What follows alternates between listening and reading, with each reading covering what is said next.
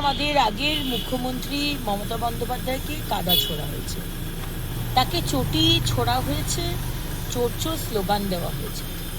হ্যাঁ, মমতা ব্যানার্জি অনেক দোষ করেছেন।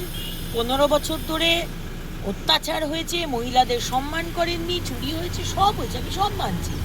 আজকে অভয়ার দিন, অভয়ার মৃত্যুদিন, সেটাও হয়েছে। মমতা ব্যানার্জি আপনি বিচার দিতে পারেননি, কিন্তু তার মানে এটা নয় যে আপনি মমতা ব্যানার্জিকে কাদা ছুড়বেন, চোর চোর বলবেন, জুতোর মালা পরাবেন। What is this? এটা বেঙ্গলের সংস্কৃতি নয়, এটা আমাদের সরকারের সংস্কৃতি নয়। এটা আমার মাননীয় মুখ্যমন্ত্রী, আমার মাননীয় রাজ্য সভাপতির সমর্থন নেই, আপনারা শুনে নিন। আর যদি কেউ বিজেপির নাম করে যদি ভাবছেন যে আমরা বিরাট আপনাকে জয় জয়কার করবো, আপনি ভুল করছেন। আপনার উপর অ্যাকশন নেওয়া হবে, কারণ এই সংস্কৃতি আমাদের সংস্কৃতি নয়, ভুল করলেন।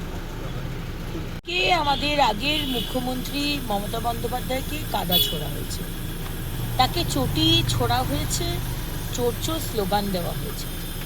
হ্যাঁ, মমতা ব্যানার্জি অনেক দোষ করেছেন। 15 বছর ধরে অত্যাচার হয়েছে, মহিলাদের সম্মান করেননি, চুরি হয়েছে, সব হয়েছে, আমি সব মানছি।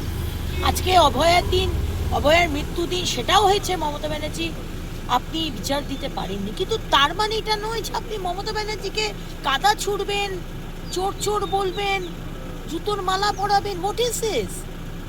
এটা বেঙ্গলের সংস্কৃতি নয়, এটা আমাদের সরকারের সংস্কৃতি নয়। এটা আমার মাননীয় মুখ্যমন্ত্রী, আমার মাননীয় রাজ্য সভাপতির সমর্থন নেই, আপনারা শুনে নিন। আর যদি কেউ বিজেপির নাম করে যদি ভাবছেন যে আমরা বিরাট আপনাকে জয় জয়কার করবো, আপনি ভুল করছেন। আপনার উপর অ্যাকশন নেওয়া হবে, কারণ এই সংস্কৃতি আমাদের সংস্কৃতি নয়, ভুল করলেন।